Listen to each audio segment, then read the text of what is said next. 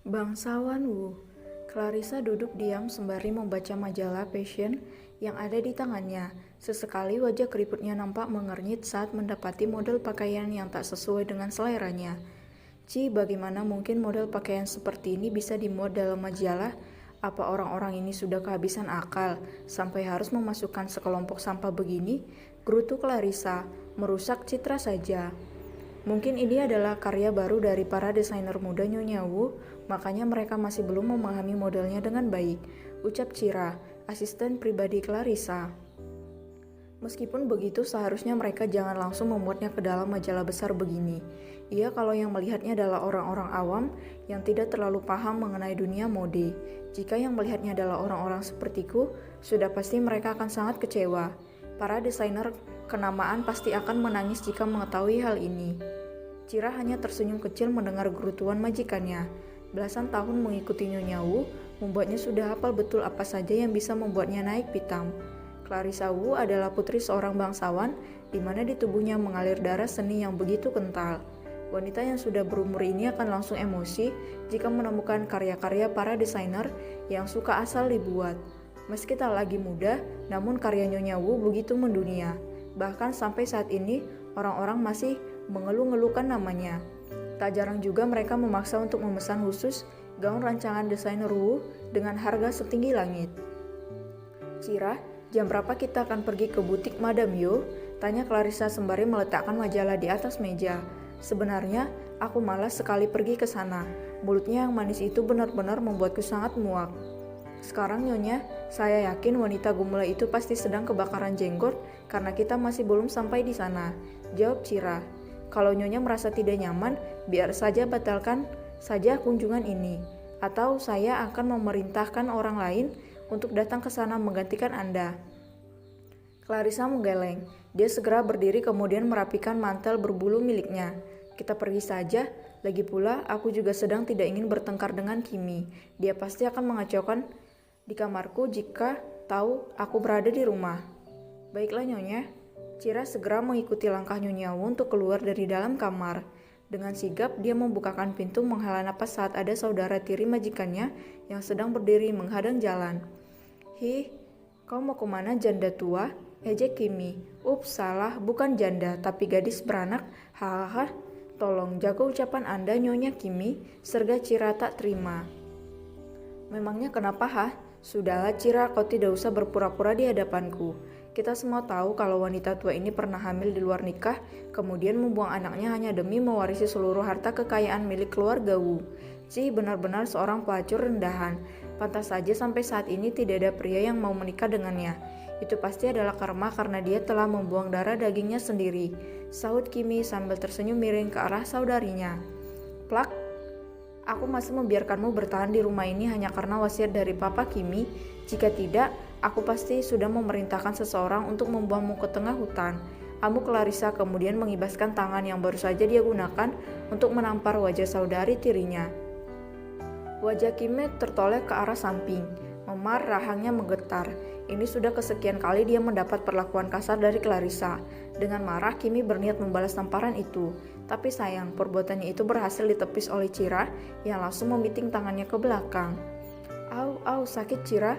Maafkan saya Nyonya, ini akibatnya jika Anda berani mencari masalah dengan Nyonya Clarissa. Sahut Cira kemudian menghempaskan tangannya. Ayo Cira, jangan urusi lagi kucing liar ini. Sampai mati pun, sikap arogannya tidak akan pernah hilang, ucap Clarissa kemudian melangkah pergi dari sana. Sebelum pergi menyusul Nyonya Wu, Cira mendudukkan kepala ke arah Kimi untuk memberi hormat. Setelah itu dia segera berlari mengejar majikannya, meninggalkan Kimi yang sedang berteriak mengumpat. Setelah berada di dalam mobil, Clarissa diam merenungkan apa yang baru saja diucapkan oleh Kimi. Ya, memang benar jika dirinya adalah wanita yang telah memiliki anak di luar pernikahan.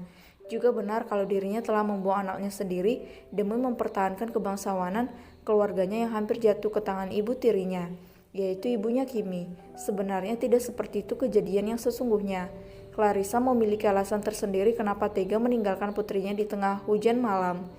Dia pun sangat tersiksa dengan perpisahan itu, tapi apa boleh buat, hanya itu satu-satunya jalan terbaik agar putrinya masih bisa bertahan hidup di dunia ini meskipun harus terpisah jauh darinya. Bibir Clarissa bergetar saat dia teringat dengan kata-kata Sandra, putri hasil buah cintanya dengan Karim. Ma, tidak apa-apa, Mama meninggalkan aku di negara ini. Grandpa adalah orang tua Mama, jadi Mama harus menghormatinya. Setelah aku besar nanti, aku pasti akan mencari Papa. Mama jangan khawatir. Cira segera menghentikan mobil begitu dia mendengar suara isak tangis Nyonya Wu. Dia kemudian bergegas keluar dari dalam mobil kemudian masuk kembali melalui pintu samping. Dengan penuh perhatian, Cira memberikan sebuah pelukan hangat pada Nyonya Wu, membelai punggungnya lembut seakan wanita ini adalah orang tua kandungnya sendiri. Tidak apa-apa Nyonya, semua sudah berlalu. Nona Sandra pasti sudah hidup bahagia bersama Tuan Karim, hibur Cira.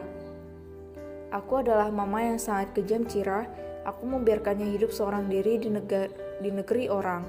Aku bahkan tidak pernah mengunjunginya, ucap Clarissa di tengah-tengah isak tangisnya. Aku merindukan Sandra, aku sangat ingin memeluknya Cira, aku rindu. Cira begitu terenyuh akan nasib hidup Nyonya Wu. Wanita tegas ini memiliki masa lalu yang sangat menyedihkan.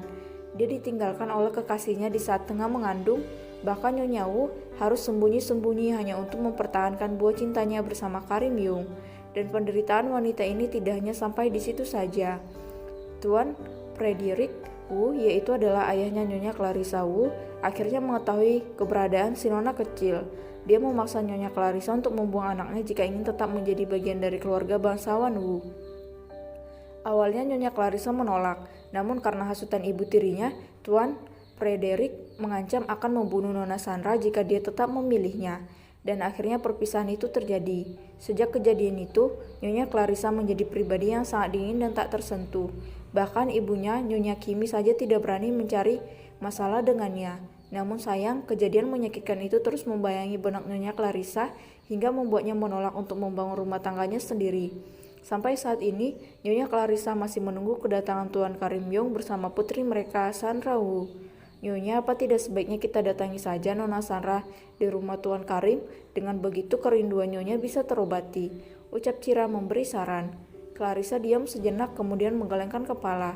Terlalu beresiko Cira, kau tahu sendiri bukan kalau aku mengatasnamakan seluruh harta keluarga Wu atas nama Sandra, Kimi dan putranya pasti tidak akan tinggal diam jika mereka sampai tahu di mana Sandra berada. Tidak Cira, saranmu terlalu menyakitkan hatiku. Aku lebih baik tersiksa dalam penantian ini daripada aku harus melihat Sandra disakiti oleh mereka. Tapi Nyonya, saya tidak tega melihat Nyonya seperti ini. Kita bisa menyuruh orang lain untuk memata-matai mereka dulu sebelum datang ke sana, bujuk Cira. Tidak Cira, apapun itu aku tetap tidak mau. Tolak Clarissa kemudian mendorong tubuh Cira dari pelukannya. Terima kasih atas perhatianmu, tapi maaf aku tetap tidak akan mau melakukannya. Sudahlah, sebaiknya kita segera melanjutkan perjalanan. Di sana nanti kau bisa menemani aku melepaskan penat. Aku akan mentraktirmu belanja hari ini. Benar Nyonya tidak apa-apa? Tanya Cira memastikan. Clarissa mengangguk. Sudah, ayo berangkat. Hatiku sudah lebih baik setelah menangis. Ya sudah kalau begitu kita berangkat. Cira segera kembali ke kursi kemudi setelah memastikan kalau Nyonya Wu sudah baik-baik saja. Sesekali dia juga masih melirik melalui kaca spion mobil untuk mengetahui apa yang sedang dilakukan oleh majikannya.